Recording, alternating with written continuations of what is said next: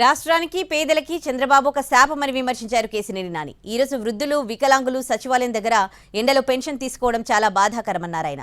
చంద్రబాబు మొదటి నుంచి వాలంటీర్ వ్యవస్థ మీద విషం కక్కడం మనం చూశామని మండిపడ్డారు. వృద్ధులు, ప్రజలు శాపం బాబు పవన్ కు తప్పనిసరిగా తగులుతుందన్నారు కేసినేని నాని. చంద్రబాబు నాయుడు అట్లాగే పవన్ కళ్యాణ్, ఈ సుజనా చౌదరి అండ్ కోటరీ వీళ్ళందరూ కలిసి వాలంటీర్ల మీద కక్ష కట్టి, అట్లాగే పేదల మీద, పెన్షన్దారుల మీద, వృద్ధుల మీద, పెద్దోళ్ళ మీద, అట్లాగే రకరకాలైన పెన్షన్దారులు వాళ్ళందరి మీద కక్ష కట్టి ఇంతవరకు వాళ్ళకి పెన్షన్ లేకుండా చేశారు. చంద్రబాబు నాయుడికి పేదలంటే ఒక అసహ్య భావం, హేళన భావం, ఎగతాళి భావం.